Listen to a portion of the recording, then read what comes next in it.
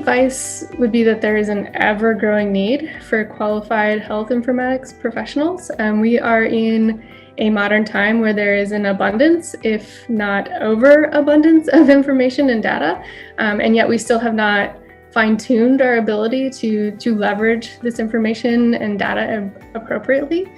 So if you're kind of someone who's excited about this challenge of not just creating more data, but better quality data, then really who wants to be a part of that solution? An informatics career would be incredibly meaningful.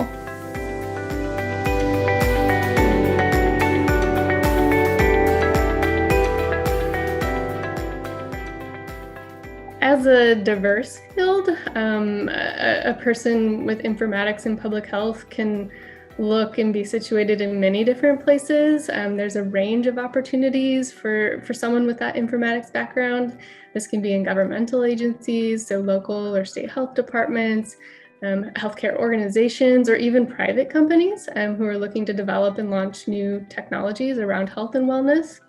And all of these places are really going to be looking for individuals with skills to analyze, visualize, communicate data in the way that will inform different programs, policies, or products. And I think this typically involves getting to have fun playing with data, but then also working in dynamic teams so that data can be most effectively translated into action.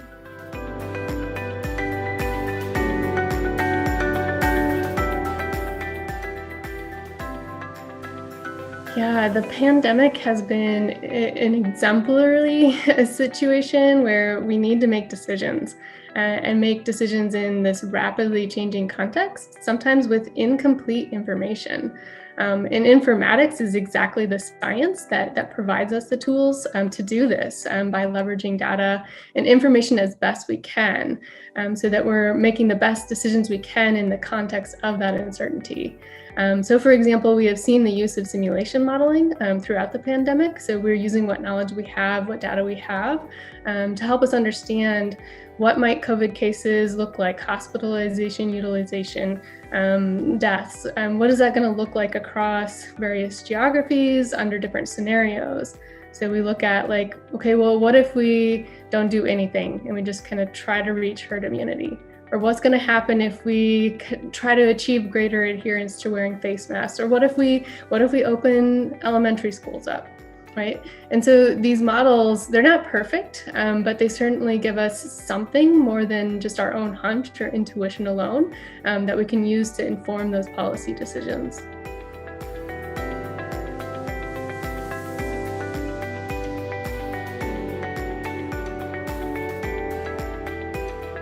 So I have a master's and a doctorate in the public health field, both with a focus on community and behavioral health.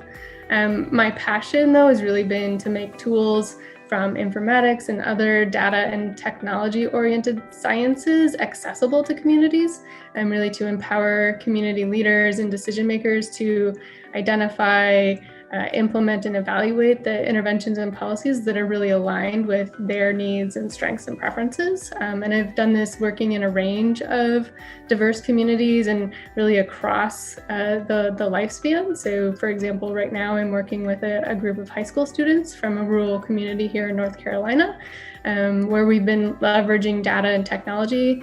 And the high school students are really driving what we're working on. We started with physical activity and more recently working more on emotional and mental wellness, which has been so incredibly important during the pandemic.